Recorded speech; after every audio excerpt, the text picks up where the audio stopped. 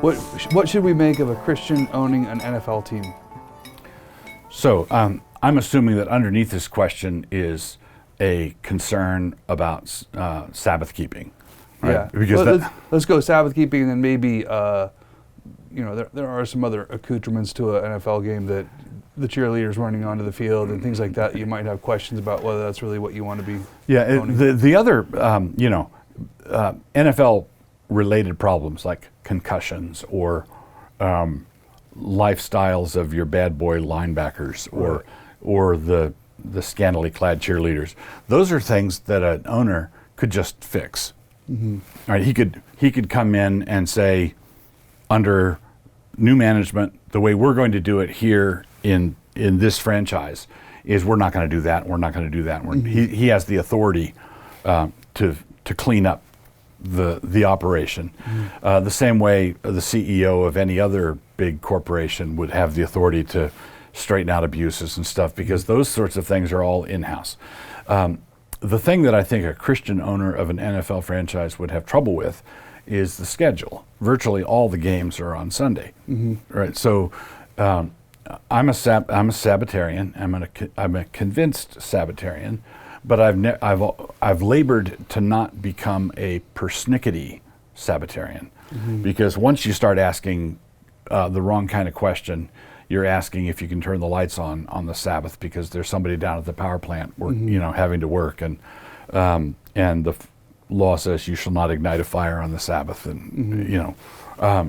I don't want to become a persnickety Sabbatarian, because then you're down the wormhole and you become the kind of Pharisee that Jesus confronted. So mm-hmm. the Pharisees were strict Sabbatarians who were Sabbath breakers.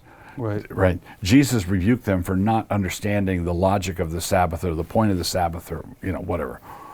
So I don't want to become a persnickety Sabbath keeper, because persnickety Sabbath keepers are actually Sabbath breakers. Mm-hmm.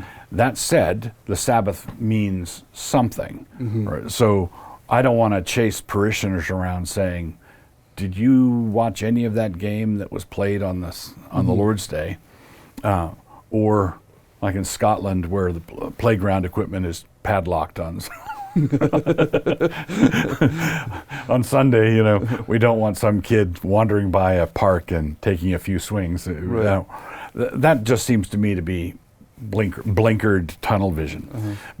So if I have somebody in my congregation who buys something at the grocery store because they're having company over on the Sabbath, I don't think we should get all whizzed up about that. Mm-hmm. But if I have a man in my congregation who owns a factory and he's running that factory 24/7, mm-hmm. I'd have words with him as his pastor. And you've got to give your people a break. You need to, mm-hmm. you've got to honor the Sabbath. And I think that an NFL owner would be in an untenable position. He doesn't have the leverage to get the schedule changed. Yeah. The whole thing is just, that whole system is just sort of baked in. Mm-hmm. And so if you really want to own a football team and you really want to do something, then start another football league. Be a challenge. Yeah.